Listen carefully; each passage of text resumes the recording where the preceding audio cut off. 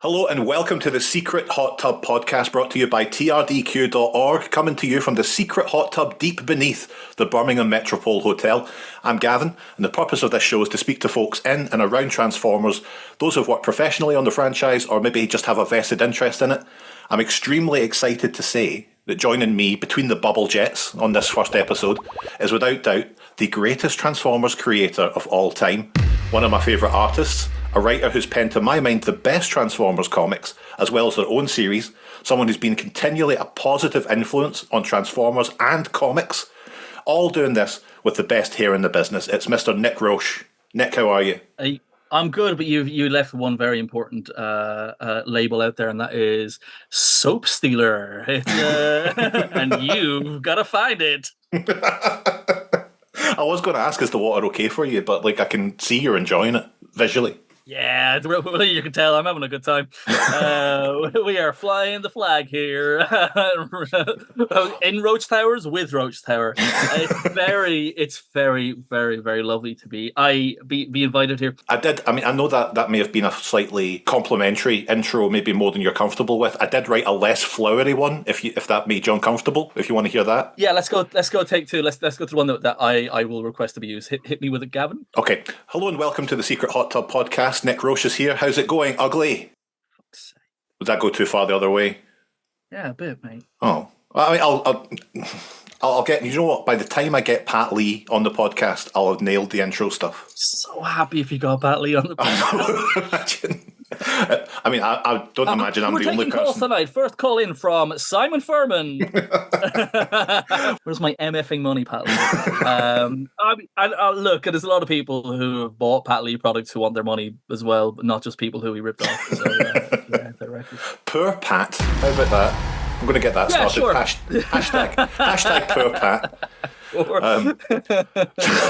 But I was really glad that you agreed to be my first guest here, because you've always been so nice when we've spoken at conventions and whatnot. You've been a big supporter of TRDQ stuff and very complimentary about my art. And now, lie or not, it's always much appreciated.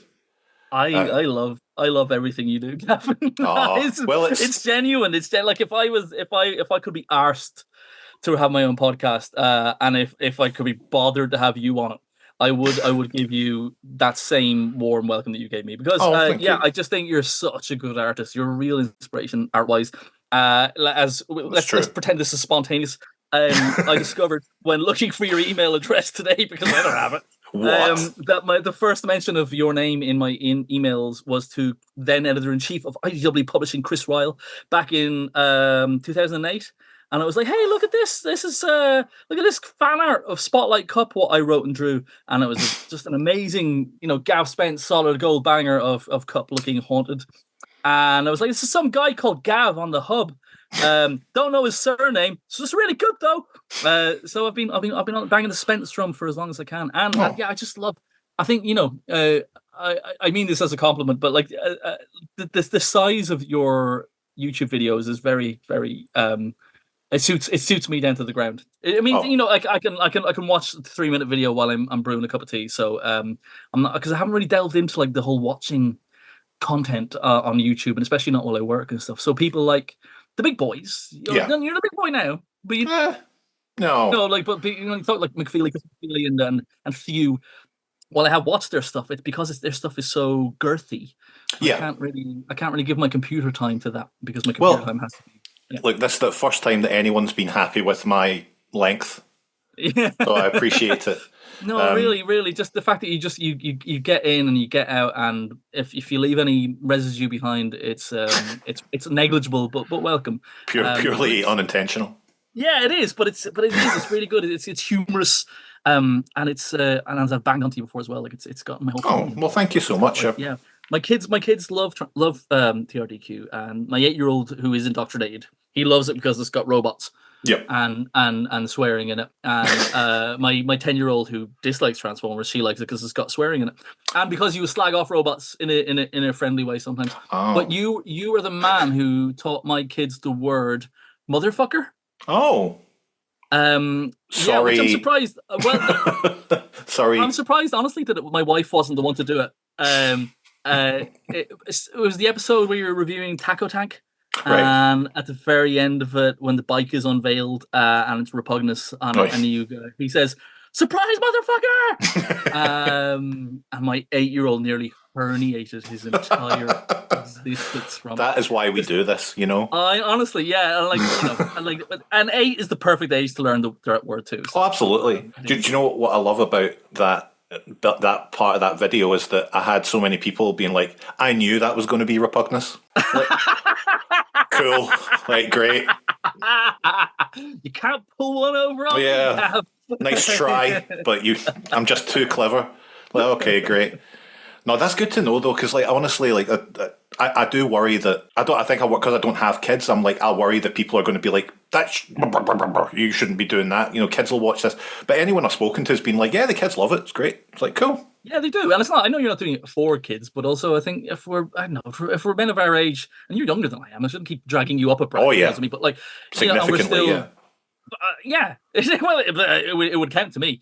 If we're still miring ourselves in this nonsense, we can't kid ourselves that kids are going to be involved, in the viewing side of it anyway. So, and yeah, no, it's good. It's good. It's wholesome. Like because it's wholesome swearing. You're not using the words motherfucker contextually.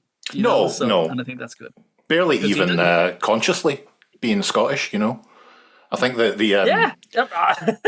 but in terms of being like wholesomeness, I think like the first time you and I spoke in any kind of meaningful face-to-face flesh world way was either at the first TFN or the last Auto Assembly, and it was Andy Turnbull had brought you over to me because he was trying to replicate the success he had in when he got Derek Wyatt to call me on the phone from Auto Assembly, and I just fell to pieces. Because the guy was like a hero of mine, and I think Turnbull thought he'd do the same with you to me because I'd obviously been a big fan of your work, and he's just like, I'm going to make him fall to pieces. But you were just so nice, and it was dead easy going, and I was like, I think we overcame the evil of that man. Yeah, I think anyone who speaks to me, they get a sense of where the status lies anyway, that I'm instantly low status in any and all interactions. So this guy's a fucking idiot. Well, I think it's a skill in terms of like when you have like success in comics or you get invited to conventions, and it's because folk largely it'll be like they love your art, for example. But then when you get to the show, your skills in artwork aren't really the thing that gets you through that weekend. It's more how you interact with people, and you have to kind of become a bit of a showman, of course. Like unless you're Andy Wildman, but it's like refuses to play.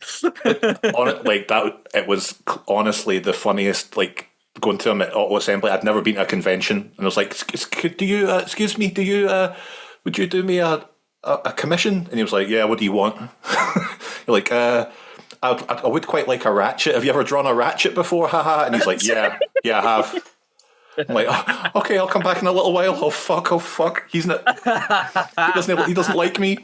But the thing is, he might like you. He might like you very much. But that's the set of skills he's playing with. Yeah, I think I got lucky meeting Wildman in quieter times, so I kind of got to build as much of a rapport as one can with Andrew Wildman, who I find very likable and love his stuff. Like he could be setting fire to puppies and stuff. And that one convention where he did was, that was art in itself. But we saw a lot of kind of like melting faces that day. But we he'd have to go do a lot to sort of to lose my esteem for him, I think, But yeah, it is, and it's a weird thing. I mean, because you've tabled at conventions too, and it does take a sort of person who is at the very least comfortable with kind of being in a front-facing role with these things, and I think it helps with conventions, and kind of helps in life probably too. But I think it does help even within comic industry that if you can kind of, you're not getting hired for your sparkling personality, but if you can make yourself a kind of easy company and put other people at ease, that's kind of a thing. But as well as that, I'm like you, because we're fans of this stuff, and we want our interactions with people to be what we want to get from the people that we gush over as well. Because like Wildman, Jesus Christ, Wildman is the guy who He's one of the reasons I'm here because absolutely. and the same with you and Derek Wyatt. Do you know, that's and I feel the same about Derek Wyatt and a lot of these guys and stuff, but I think there is a bit of a trick without being a bell end about it of talking to people like you assume they want to talk to you a little bit too. Do you know? I mean, no one's coming up to your table. You've usually got a huge queue of people at your table. You know, every one of these people's going to want to talk to me, Nick Roche. They want the experience. Yeah. In terms of doing things that, in fact, brings up my point in terms of commissions, because when you go to conventions and people have obviously prepaid for commissions or they've commissioned work from you, and I've been lucky enough, I think, maybe get 5 or 6 pieces from you over the years. But I've seen. Oh, thank you. I discovered that when I went through my emails looking for your address. I know. I've got this guy. I've got all my records now, so that's you. You're done. That revenue stream is now shut off. Thank you. You have outlived your usefulness, along with all the other IDW artists, Nick Roche. Oh God! I'll get into that later. God knows. Yeah, absolutely. Looking forward to it. I've seen the workflow that you employ in your commissions, which is you put out the call for commissions a few weeks before, you take on loads of them, and then you spend the weekend working like a maniac to get them done. How did you come across this brave strategy? I'm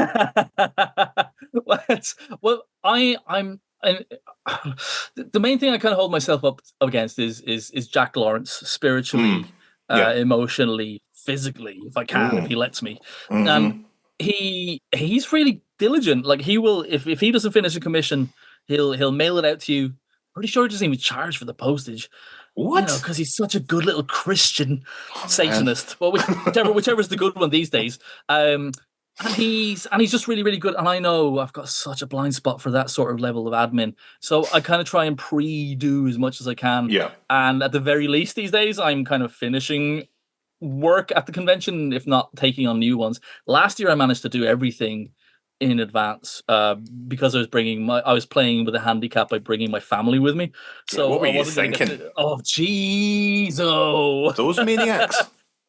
It was very nice. It was really good, but it was very much church and state mixing in a way that I'm not sure is feasible.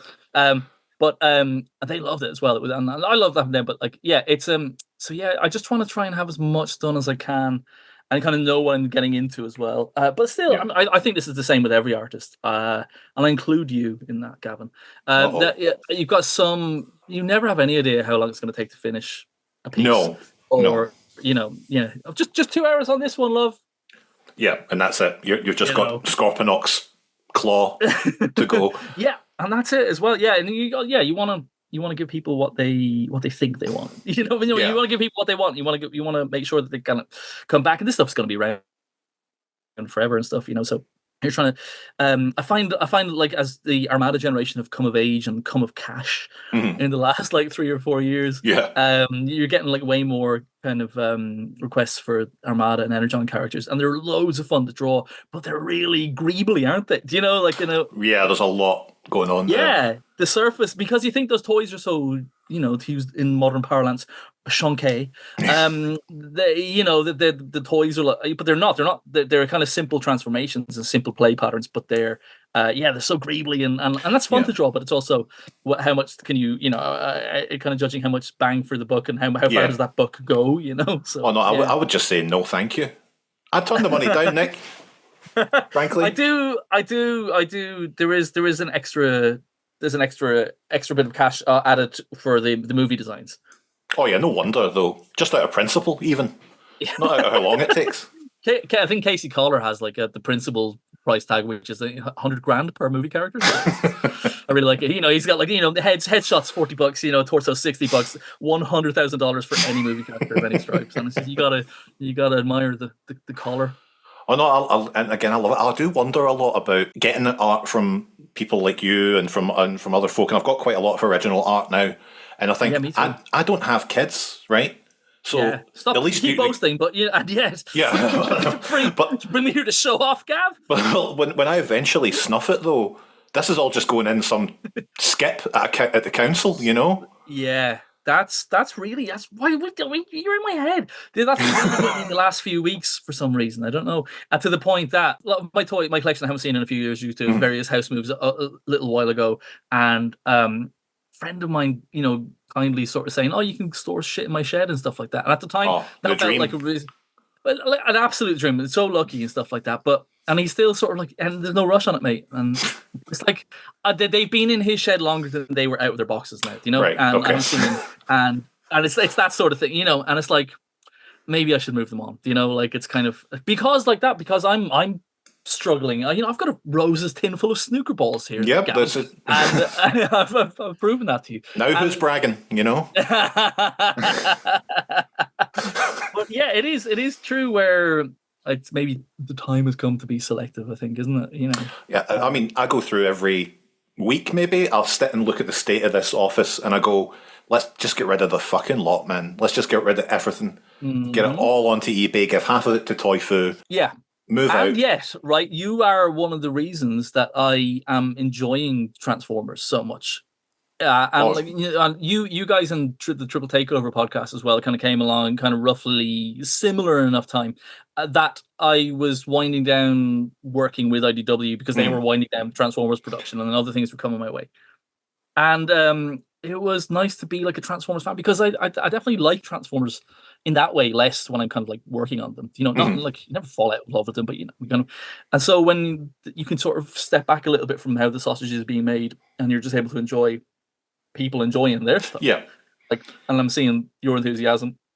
I'm hearing the guys on Triple Takeover, and because I think I'd call us all like friends now at this stage, but probably 3 or 4 years ago, like we hadn't met as many times. So yeah, for sure. So, but it's definitely people who I thought I want to be their friends, And well, I mean, if you could just kind of cut the talk about nice, the Triple Takeover thing, like this is the TRDQ.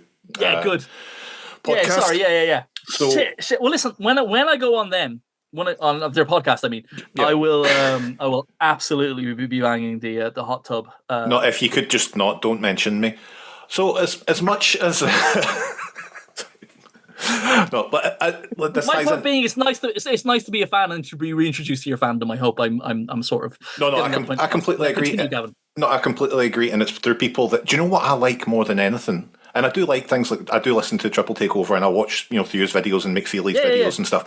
But I see when I find channels for people who are doing it because they just fucking love it and they're getting like 15 views but they're pumping out video and they're passionate about it. I love watching that more than anything else. And I feel like I don't want it to come across as patronising when you share people's work like that, but it's like no, I don't think so at all. And I think you're right. I think it is that level of kind of community when I was kind of like removed my head from my own orifices and was able to sort of kind of touch that level of sort of like looking at toy photographs on Twitter and stuff in a way that maybe I wouldn't have done before. Even though they're on my feed or whatever, but sort of like now I'm sort of going, oh yeah, I can see why you're buzzing over that. Yeah. Do you think that but it's a dangerous kind of I think that with when I think about people when Transformers first started, because you've always been like a Transformers guy since you were little. Yeah. And when you think about folks like Simon Furman or Jeff Senior, they put their stamp on Transformers. And I think about them a lot, Gavin. Oh yeah, God knows it's a nightly occurrence. It really is. But they would have applied the same level of love and professionalism to fucking Visionaries or Mask if the marketing had gone a different way. But you obviously have a deep-seated sort of affection for Transformers. But as you say, did you find that did change when you started working on it professionally? Did it change how you viewed the whole thing? You're like, I don't buy toys anymore.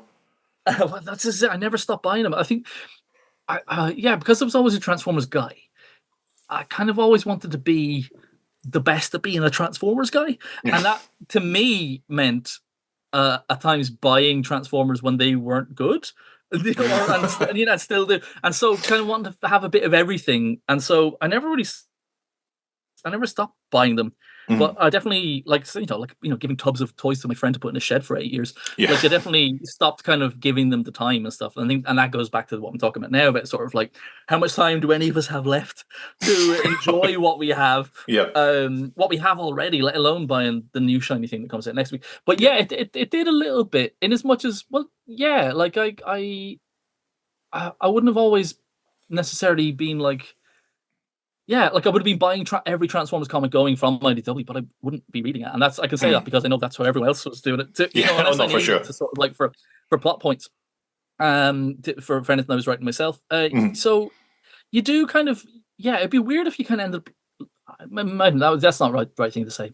It'd be weird for me if I kind of double down on my love for it, my passion for it every time. But it was more for I was passionate for the creative side of it.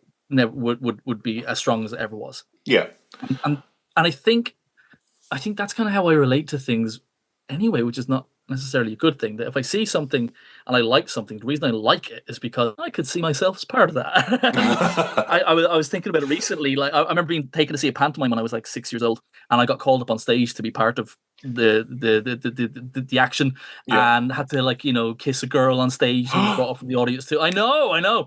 Lucky then. And and she's still writing about it now. Her name, Taylor Swift, and she but she that made me go, I want to be on stage. I want to kiss girls on stage. Yeah. And but then, like, so next year I end up like going into pantomimes and stuff like that. And it's the same with kind of comics. It was very much like, how can I be part of this? Yeah. And so there's a little bit of that kind of in the things that I like. But I maybe I've said it to you in conversation before, when it comes to like making Transformers, because I love it so much, and want Transformers. Even no matter what my relationship is to it, I always want to be a good ambassador for Transformers, because I really believe that it can be as good as anything you mentioned. Yeah, I think that's been proven, and especially in a lot of the IDW run. Yeah, well, yeah, very little better than kissing a girl on stage. Well, it's okay, but yes, it's. I think so. I hope so, because I think we're that generation. We're the first of the generation after the Marvel guys who were maybe given a free reign in a way that the IDW guys weren't. There was a bit more kind of house style across the board. Yeah. And it was very, and obviously it was more of a toy selling exercise as well, with the Armada and Energon stuff, which I really enjoyed, by the way. I thought that was good across the board, the comics wise. But yeah, like once our IDW came along, because it was, it was an indie publisher who kind of had that indie sort of vibe. Yeah, they kind of they were open to more styles, and so I always approached Transformers like it was a creator-owned comic, and that's a good and bad thing to do. But I mean, it's bad because you will be heartbroken when you realize that it is not a creator-owned comic. But it will. It means that you're putting the very best you can out there. You're kind of writing the characters like you own them, for better or worse. And I think that kind of is what leaves its mark, hopefully, with the readers, I think. No, I think that you can see it in terms of like how certain characters are still characterized after maybe reboots, or you go in, they get another incarnation in a TV show or a different different kind of media, and they're the same kind of character that you ended up putting yourself into a little bit. I think and you never expect that as when you're doing it, and you don't. And this is a weird one. Talk about messes, but maybe I'll talk about it from like James Roberts' point of view, because he definitely got it more than I did. But like when you come across those people who are like lives have been changed or altered, or incredibly moved by something they worked on, like I said, you're working with every fiber of your creative being to make this comic as best as you can, but there's no way you're thinking of those effects. Do you know? You want the story to hit. But you're not there going, this story I'm gonna write is gonna change someone's relationship with their parents for the better. Yeah. But ultimately, it involves them not speaking to them again. And it's growth can be painful, Yeah, exactly. We've all been to that therapy. That's usually the third session. But So like that, you're not expecting, like toys to come out of it, or stuff that we did like with Tarantulas in Sins of the Wreckers or something, to kind of be. Oh yeah, nobody wanted to shag Tarantulas until you came along. Then... But I was working on the show, and I didn't know that they were going to write Tarantulas that way. I just thought I could try and get away with drawing them the way I wanted and sneak that in. It's like, no, we're literally writing that character. So. Success. It's their story to tell, but it's I'm going to do it anyway. May Cat, who wrote that episode, they weren't a Transformers fan early on, or at least for not as kind of like all through their lives. And they were working on a show, I can't remember which one, with Derek J. Wyatt. Right, okay. And Derek J. Wyatt said, they may knew that Derek Wyatt was a Transformers guy, and I guess was about like, well, what's so good about Transformers? Yep. And Derek Wyatt handed May Last Stand of the Wreckers. Yes, there we go. And that was how May got into Transformers, and then they end up writing on Earthspark, and they followed Wreckers, followed IDW, followed all the characterization of that, and then that's what they brought that with them. I bet you that's not an isolated incident, because, like, I was very much a comics wanker at that point. Indie comic dickhead. Maybe the term. But I still love Transformers and stuff, and I always would read the comics and stuff, and but I think that it was genuinely, and I still consider it to be my favourite Transformers single issue is Spotlight Cup. Dude, like, that to me was where I went, fuck, this could actually be good. Like, Transformers can actually be fucking good when it's not treated in a certain light, when it's treated with clear love and affection for this. It's treating it in the way that it was treated when we were kids reading it. That means that the DNA in Spotlight Cup, you can point to 2 or 3 probably separate stories, specific stories from the Marvel UK run that Furman worked on. So it's kind of, but it's because we weren't talked down to in the comics, really. Yeah, no, I mean, certainly reading back some of the stuff, one of the ideas I had before doing the G1DQ thing was doing the comic. And I was like, fucking imagine being a kid and reading this. You'd be terrified week to week. Yeah. In a good way. Asked. Yeah, exactly, yeah. Yeah, but, that was still kind of baby comics compared to like 2000 AD, which is also a kids comic available weekly in your news agents, and that always felt like it was for big boys, not for me. So I made the big mistake when I was young. I remember of this is a horror. This makes it sound like my parents are terrible, right? But what they would do is we'd go to Asda for the big go to Asda for the big shop. They would leave me at the comic bit, like the magazines bit, and I would just read all the comics. I would just sit and read all the comics every week and not pay for them. And I remember one week picking up 2000 AD and just seeing the most, like, someone was basically getting vivisected. And I was like, I just didn't know what to do. I can remember being like, this is the worst day of my life. Nobody told me this stuff was possible or existed, and I hope nobody's told my parents that this is possible and exists. Oh yeah, I couldn't tell them. Yeah. Because they were like, they'd be like, "What's wrong with you?" Oh, nothing. Because they would just stop. I'd have to walk around the shop with them if that was the case. So I just dealt with that trauma internally, I mean, it's all paid off. It's all paid back into the creative well. God. But yeah, like that. I don't like scary comics as a kid. And it's weird that kind of I think because Transformers feels like it's kind of like there's a bit of a safety mode on when it comes to doing scary things. You can do scary things and do graphic things, but because they're robots, they're robots definitely. at the end of the day. So if half the stuff that happened in Last Stand of the Wreckers happened to people, I wouldn't be interested in A, reading it, or B, drawing it. But we would all think you were a maniac. Whereas now it just sort of seems like, oh look, he read this issue of Marvel UK, so we know where he got it. He stole all his moves from. But it's a weird thing that even with Transformers stuff, like a lot of the stuff I've written and has been quite dark, and I don't, I'm definitely not that guy. and it's weird that they kind of hews that way, and I even tried to reverse it a little bit with Last Boss Standing, but at the very end, because it was a fin de siècle sort of story about the end of the world, you're still kind of dealing with it. And even when I write my own comic, it's about, I thought it would be about like superheroes and time travel or something like that. It's about being mortally terrified of being a parent and ghosting.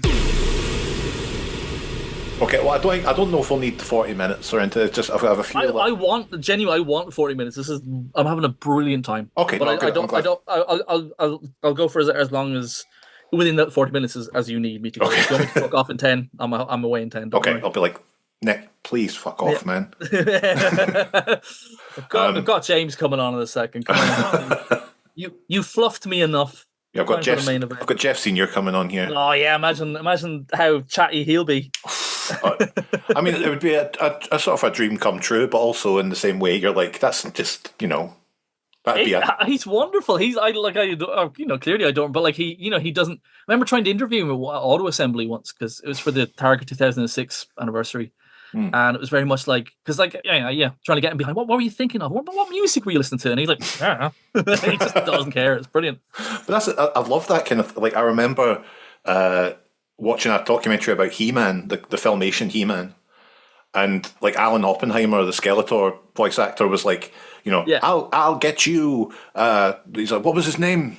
A He-Man. And you're like, if Skeletor can't remember He-Man's name, you know what I mean? Like, it just hammers home. They didn't give a shit. Like, they couldn't care less. Yeah. And like, look at the art that is wrought from it. Yeah, exactly. This is when we're talking about you doing your own stuff, like create your own stuff. You did Scarent Hood. That's clearly something born from your own heart. Even though, despite the fact that you have twice now avoided signing my trade. I have, haven't I? Let's make that a thing. Yeah, exactly. I remember, I think it was at the Manchester Minicon, TF Nation, and I bought them from you, and you went, I've not got time right now, I'll sign them later. And then we're coming back up in the car, I was like, motherfucker.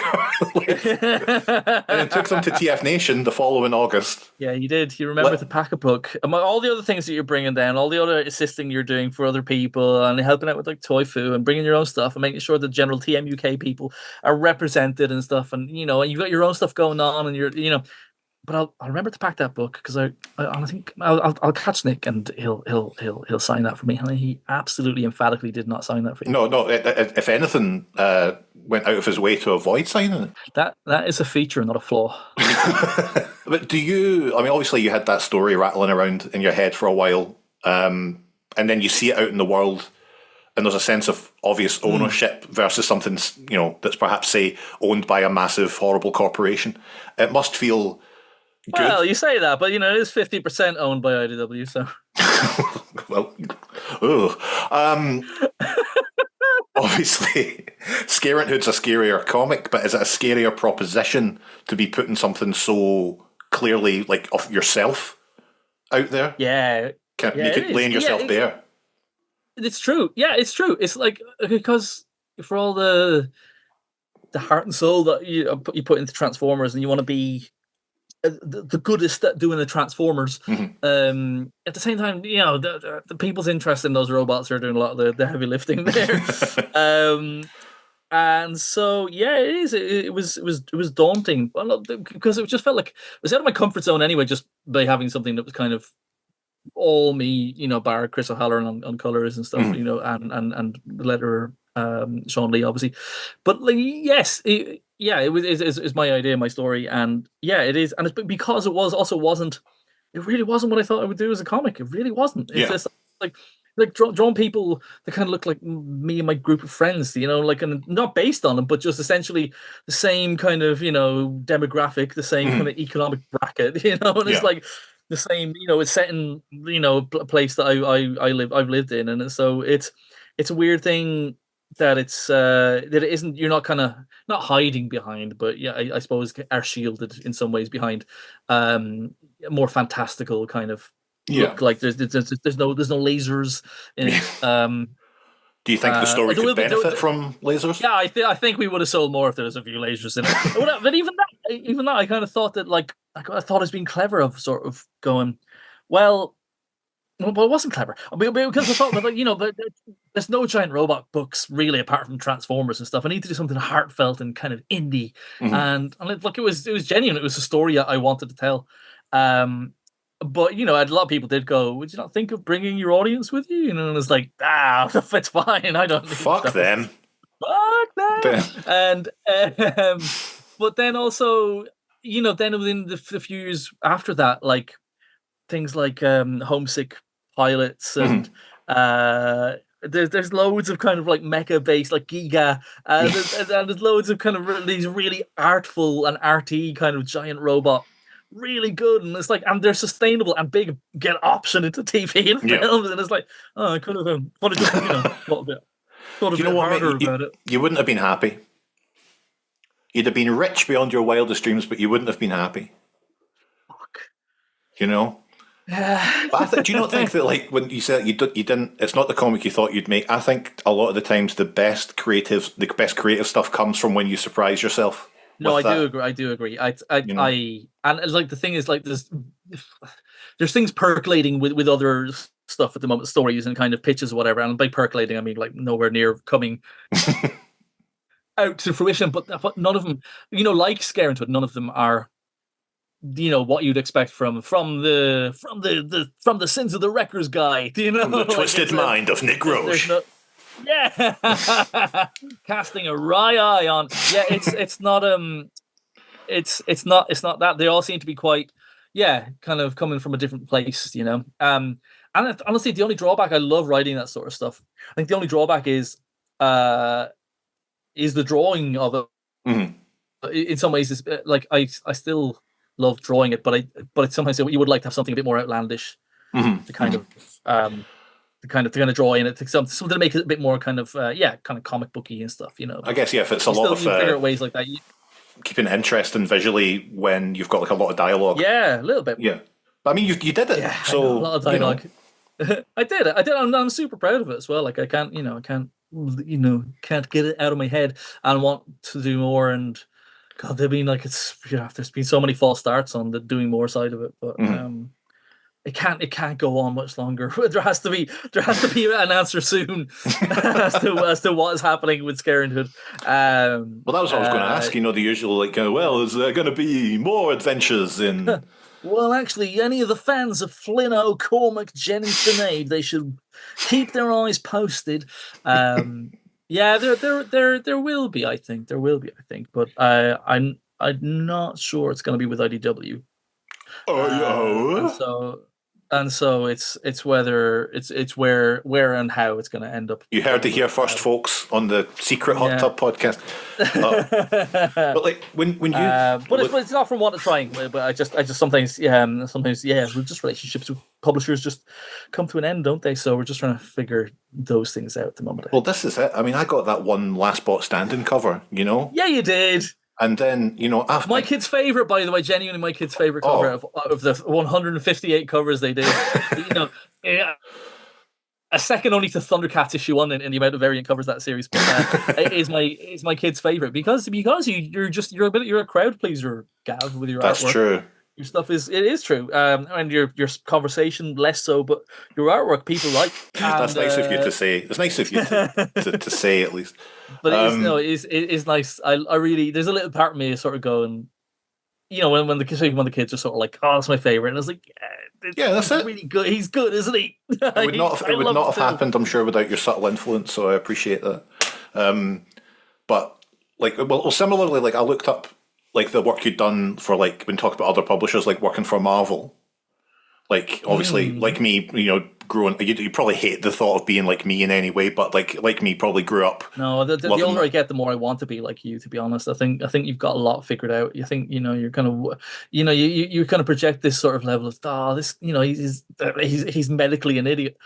I think there's wisdom there. Yeah, there's a spark there.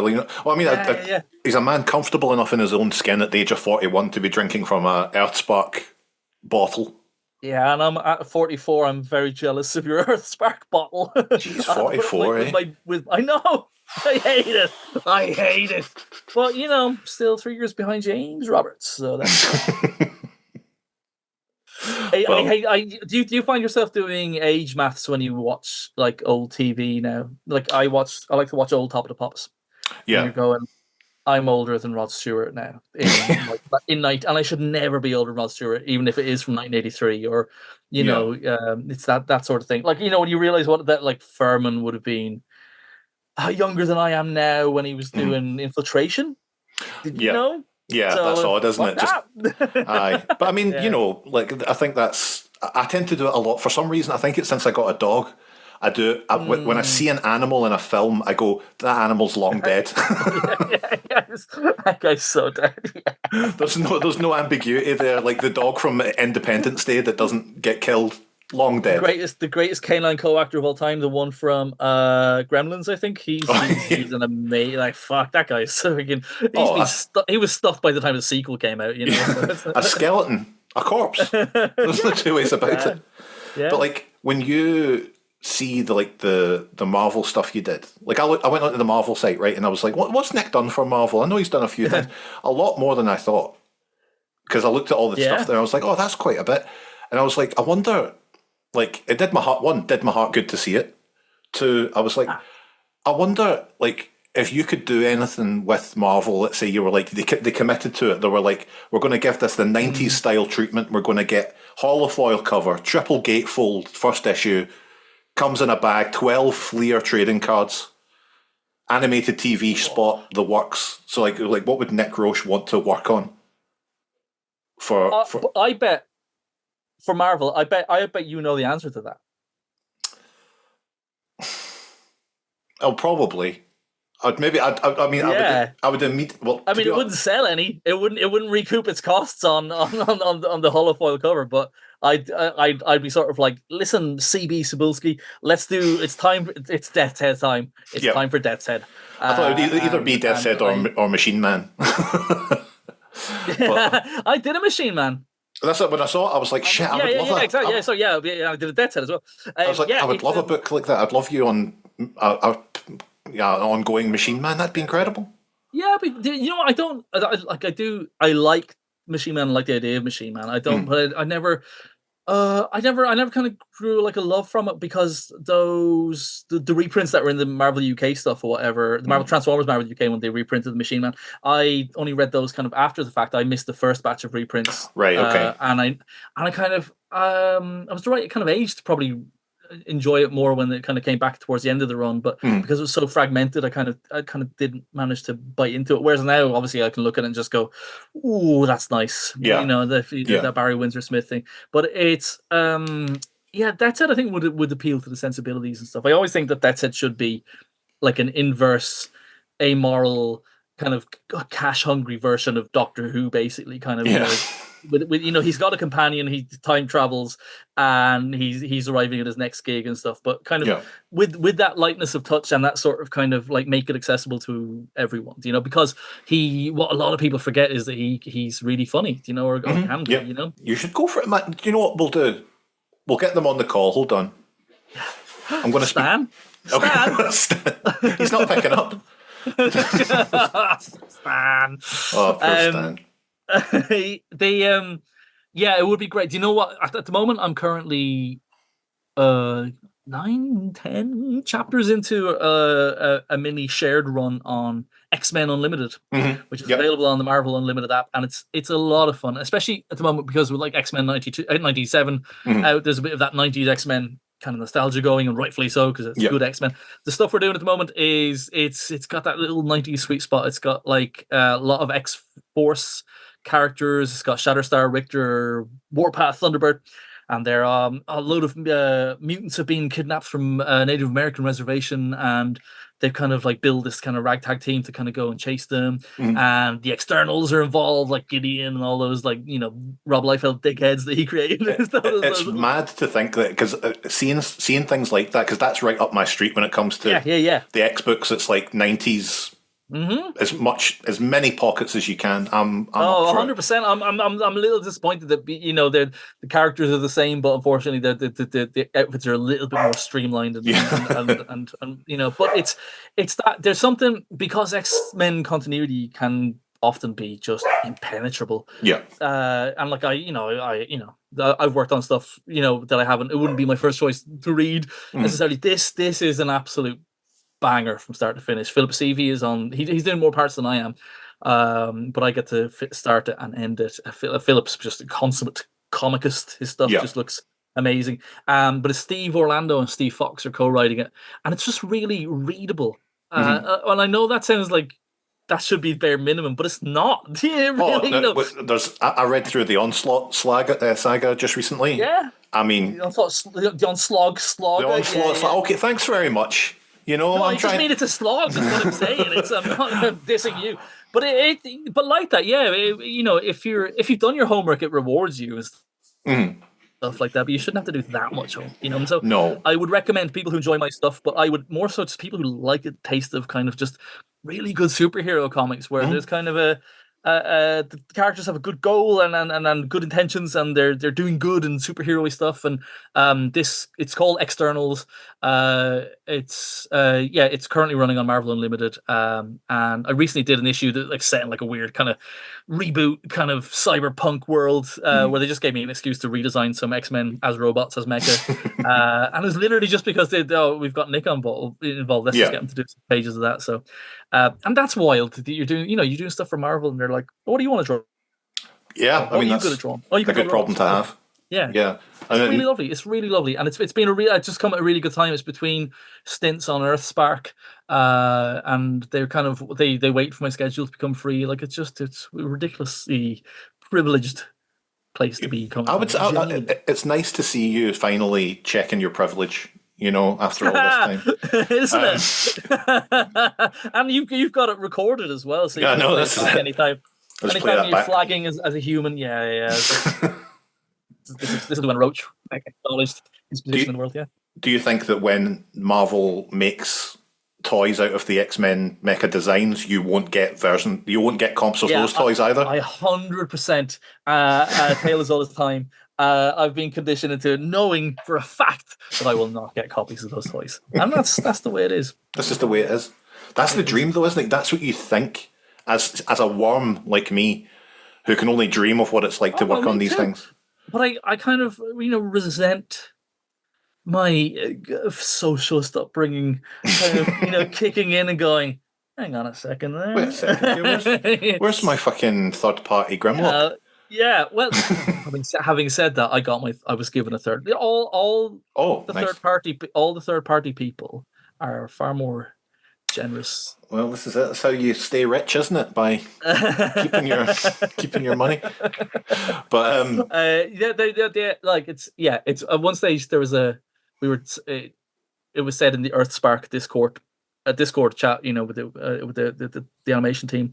Someone sort of said we're going to all get toys, and then someone brought it up then a year later, and it was just met with laughter. Poor sods, man. Well, poor sods, nothing. At the same time, we go into it completely. You have to go into it eyes open, and you know what you are compensated for, what you're not compensated for. Yeah, for sure. Yeah, but the little kid in me always makes me think, of course, you're going to go in there. They're going to be like, you should take one for everyone. Yay! There you go.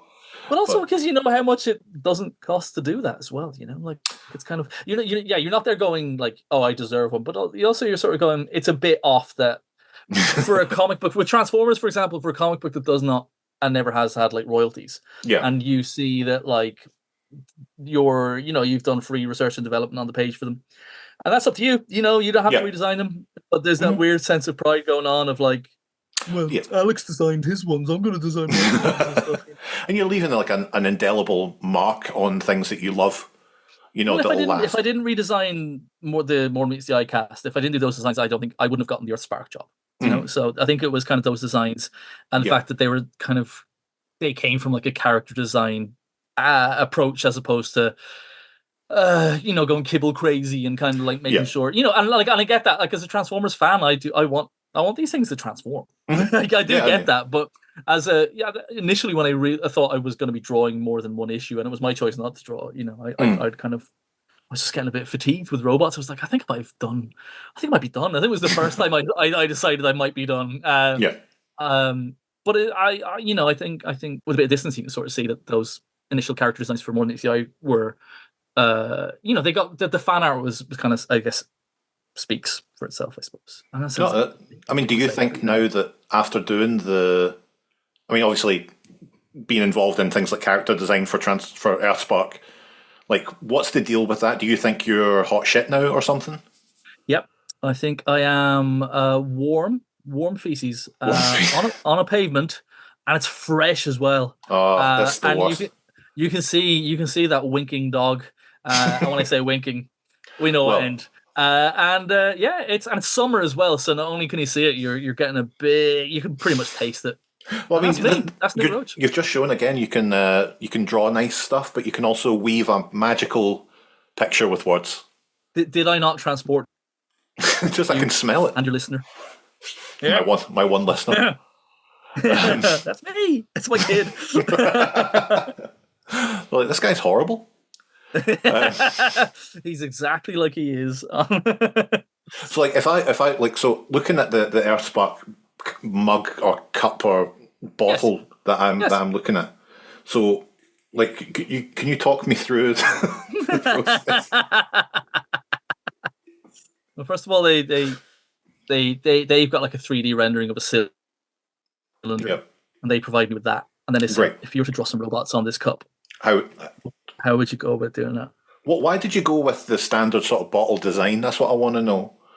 It was to do with the intelligence of the people buying it. Right, very low. So yeah, exactly. We knew it's market research, and the people involved passed the basic yes no questions and stuff like that. Yeah. But we knew it's if you move away from bottle with these people, and by these people I mean you know who I mean. Oh, I was glad to. It's us. It's us. Like these people are gonna dribble regardless. But where would you put the Transformers on the cylinder that they could dribble their drinks on? And so they can see it clearly. Yeah. So when they drink it, they see the character. That's all the guys they like. It's red lorry. Yep. And yellow car. And the women ones. With the women and lady robot.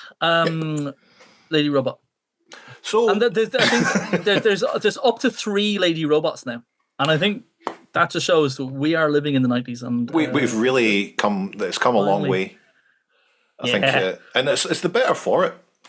You know, in it. There we go. We've shown that we're fantastic allies here on the.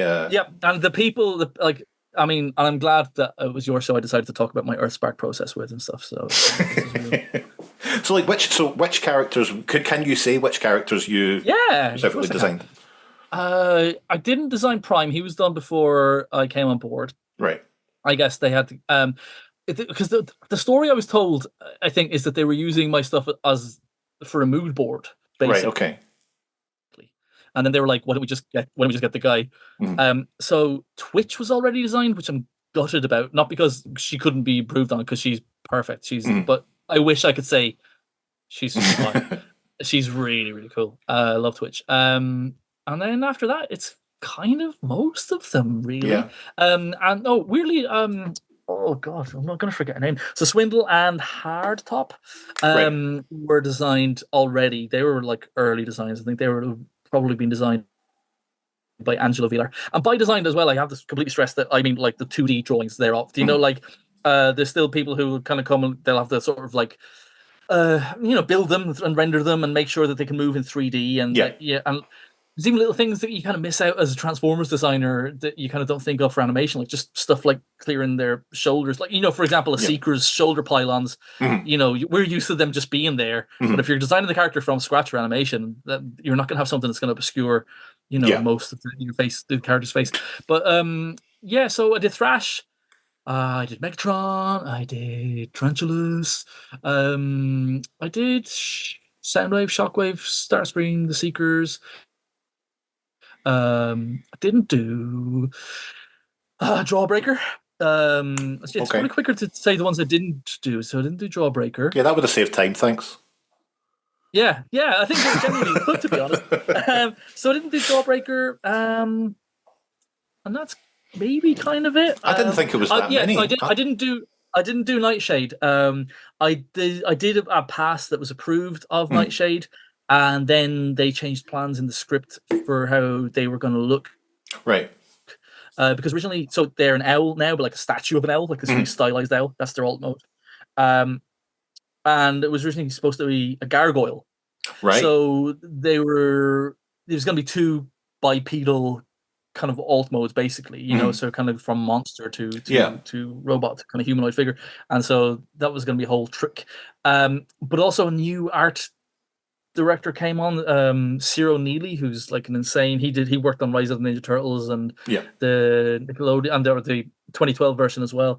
And he's just pure animation, and so you can sort of see that in the current Nightshade's shapes. They're just so sharp and so animation. But also a little bit from everything else that we'd kind of had been approved by Hasbro sort of before then. So yeah, because they really like Nightshade's one sort of become a bit of a thing on its own in terms of the the toy is sought after. The character seems to have really taken off as well. And that's, I think that, again, like Twitch, you're sort of like, no, wish it was my Nightshade. And my Nightshade wasn't better or anything like it. It was, I did a few passes on the final one, and like, there might be some of me in there maybe with a couple of scallops here and there, but they were heavily art directed by Zero. And I think as well as that, it was because Hasbro and Nickelodeon and everyone involved wanted Nightshade. They wanted to get Nightshade right. They wanted to make sure that, because they knew this character was going to mean something to a lot of people. Yeah, for sure. For being like non-binary, and they wanted them to, to be as effective as possible from a looks point of view. So I can see why, that one there was so much attention. Oh yeah, can you imagine if they were like the news article, Transformers first non-binary character, and it's like, nah, like, what was their agenda here? Yeah, they're horrible. But yeah, there's a big thingy that Mandroid's base, when it kind of turns into like this big kind of like walking kind of yeah. I designed all of that as well. That was very cool. I was kind of hoping we'd get some kind of toy. As being a giant child, as soon as I see something I like, I go, I wish there's a toy. I hope there's a toy of that. Me too. So that's it. But yeah, that's when you're kind of like, hoping, not hoping, that at the end of years, the third party, Earthspark will leave enough of a mark that third parties will go, it'd be a really good idea if we make something. Yeah. When I finally got rid of those toys that were in my friend's shed, I'll say, this guy's moving in with me. So yeah. But that's what I kind of love about the designs, is that there's a lot of varied body types as well. Like, and especially like people like Elita, and being not just this little kind of Optimus. It's just like with a little cinched waist and stuff like that. Yeah, no, we try what we can and try and make them as different as possible as well. And like even like if you go back, especially that more than meets the eye print that I did like years ago, but it still does the rounds of kind of that cast shot of Rodimus and Magnus, and you can sort of see that everyone's got like their individual silhouette, and it's not like reinventing the wheel, but like it's kind of maybe something that hadn't been done in Transformers comics for a while. So it's just a little bit of that, like it was always important to me that kind of their shapes say a bit about who they are as well, and kind of give you an idea what their personality is like. But having said that as well, there's a lot of heavy art direction and Hasbro direction goes into it too. Like, so it's unusual that we got to make drastic changes to someone like Soundwave. Yes. And he's a stealth bomber. I think that was decreed in the script that he was going to be a stealth bomber, but they let me kind of, really fly out the shape of his head to kind of emulate a stealth bomber, but keeping that kind of Decepticon insignia kind of silhouette. But then someone like Wheeljack was very, very much, they're pretty much like, we want the Authentics version or the Evergreen version of Wheeljack, but it's pretty much what you've seen in the Cyberverse, but kind of earth sparked up a little bit.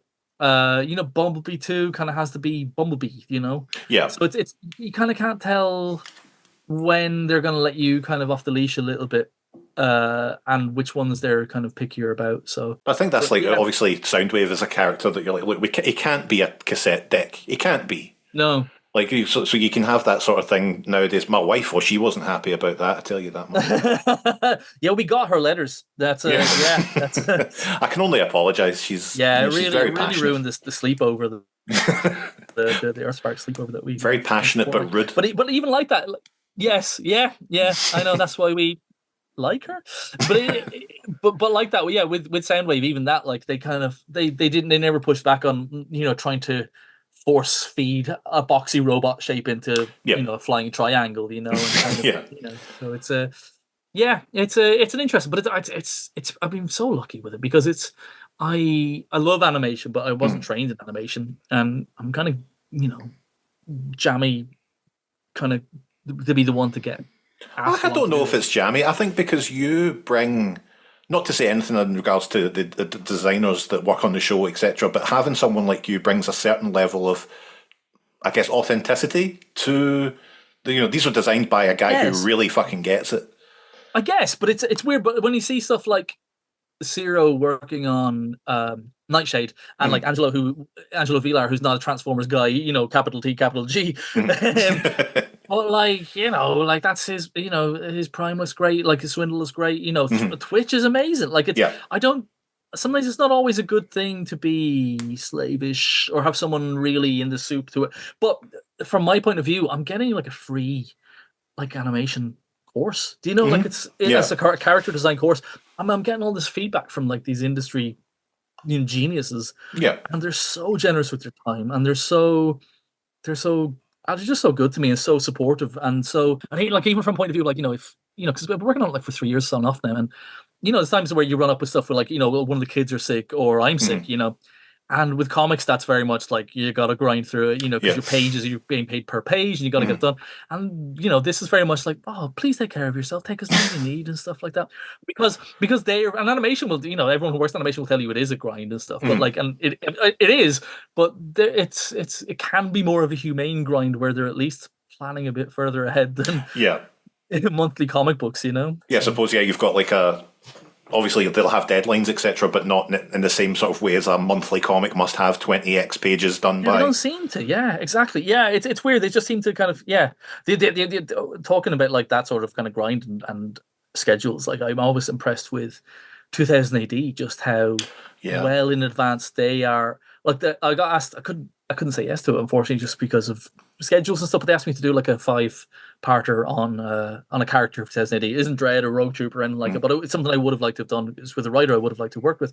But they were very much like, we need you. This was like 2 weeks ago. We need you to start in May.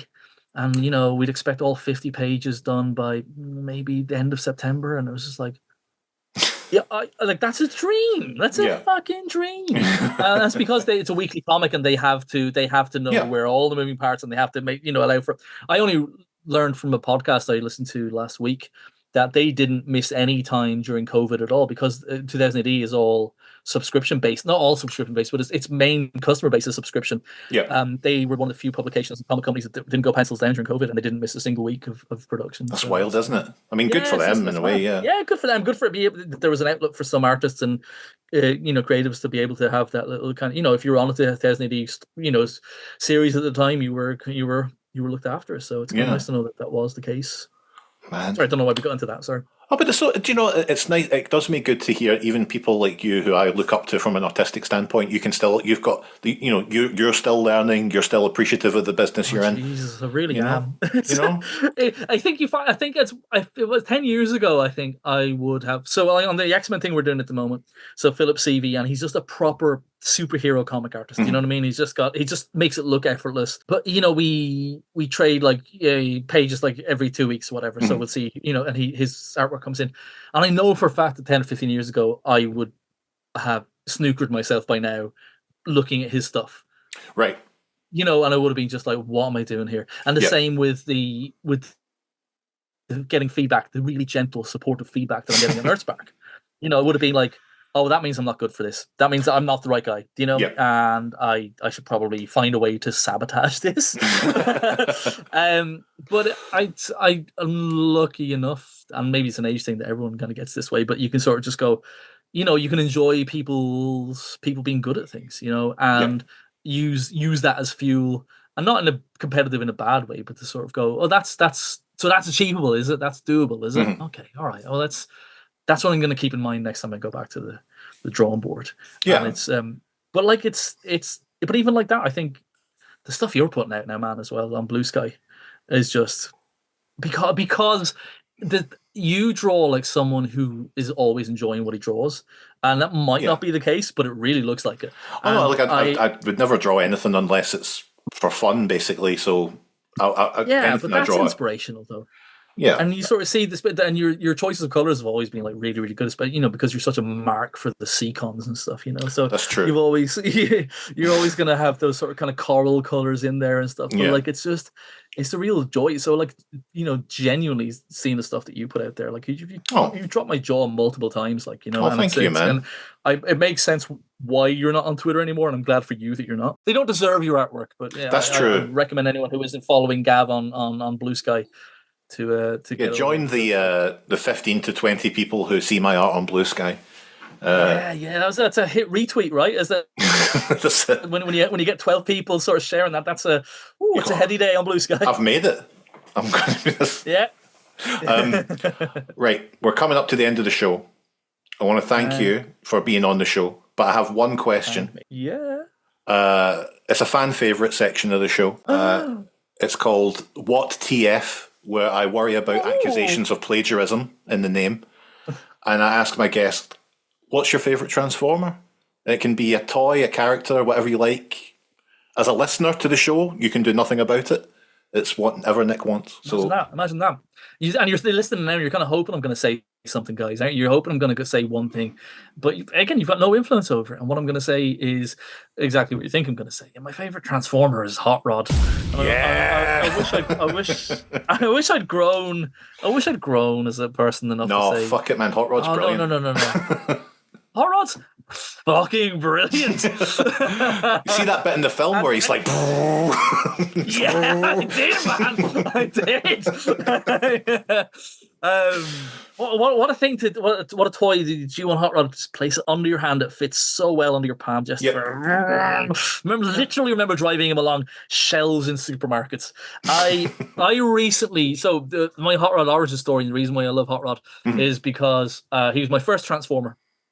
And I have vivid memories of being in 6 and it being just the middle of the year, not a birthday, not a Christmas, in the middle of a day. And my dad comes home with this Transformer and it was Hot Rod. And it was like, oh, my daddy must love me because, my daddy did love me, but he also was never the sort of like, here's a quite an expensive present for no reason, 6-year-old. And I always just thought that I just must have been, cute or good or something. Yeah. And then recently, while I was clearing out some stuff, I discovered some old school copybooks from late 1985. Okay. And in the morning in school you have to write your news, and it's like today is Wednesday. It is sunny outside. This is like November 1985. It is raining. It is November. My daddy says that if I stop sucking my dummy, he will buy me a robot, and that is the end of 1985, and I was 6 then, and so and he bought you even though you didn't stop. That's brilliant. Yeah, I know, but it's true. It's true because I remember, but I have no recollection. I remember very much sucking my dummy because it's coming up to making your first Holy Communion because I'm a dirty Catholic, and it was very much a thing of like, this is your deadline. Please don't be sucking your dummy when you're making your communion. Christ will not approve. Yeah, God will not let you in after that. So I obviously managed to clear that emotional hurdle, and that's why I got Hot Rod. So that's why, again, but it's all so psychological about like you have the tying it into a comfort and parental love and never wanting to grow up. And it's Hot Rod. So that ties in with all that. Yeah. So that's part of it. I think. Oh, that's such a nice thing. Like to get. I got. My dad did the same. I'm being Protestant. This probably won't resonate well with you. Tell us about being a Protestant, Gav. God, I love. Like when they say I love being a turtle. I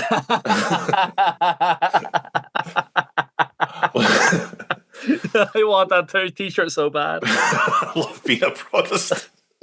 Can you imagine them all just doing the big high five?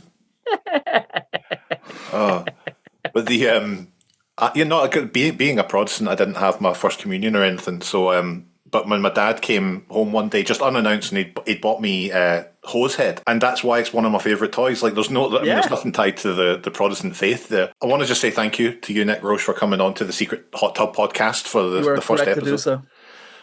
Please remember to take a shower, as the chlorine will make you stink. Absolutely not. I didn't. I never do at TF Nation, and I'm not going to start just because you suggested it. I cannot wait. No, I'll skip this episode. I am very much looking forward to this because, as someone chained to the desk and looking for Transformers adjacent material to kind of fuel me up as I work, I'm really looking forward to, and preferring it in audio. I'd have to say my Transformers content. This is something I'm very much looking forward to. I think. Oh, nice. I think you're onto a winner, and I think you're the right guy for the job. So. Thank you. I think our next guest is Obama. Yeah. So that'll be fun. Yeah. Either that or someone from more appropriate. What shit Transformer do you think he likes? What safe liberal? It'd be like I like that. The one that I saw that turns into the Ghostbusters vehicle. And you'll be like, all right, okay, fair enough then. Yeah.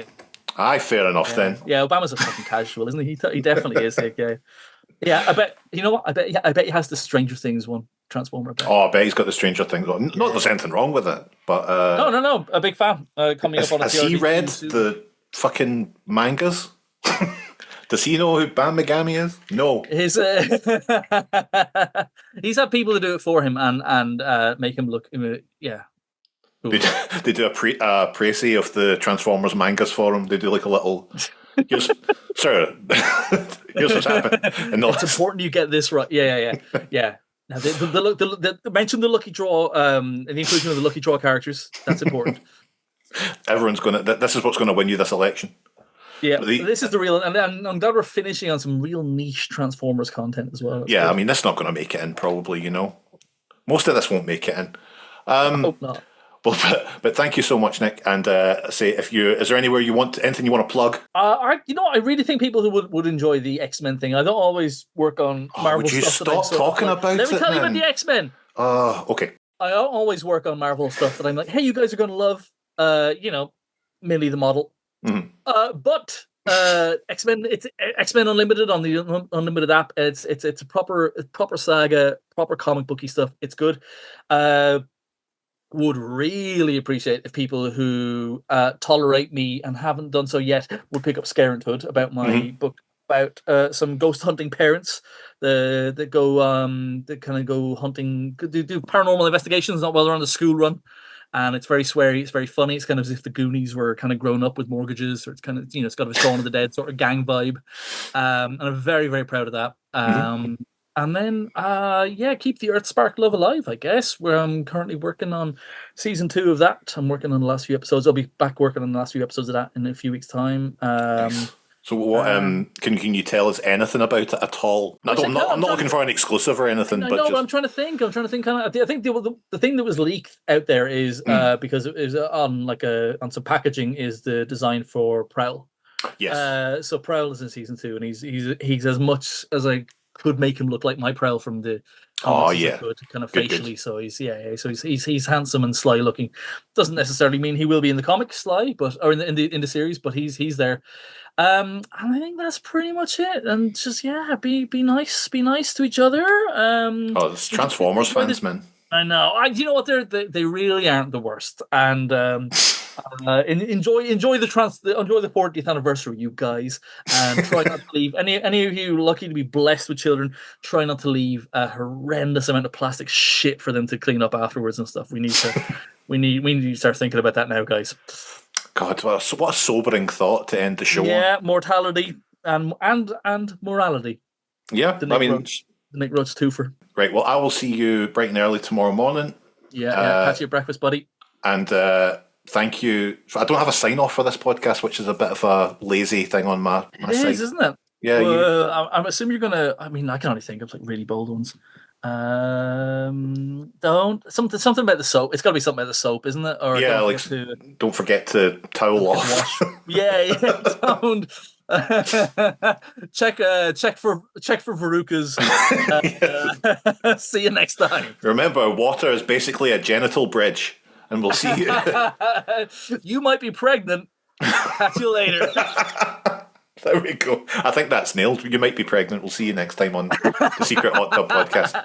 That's how I sign off all my exchanges.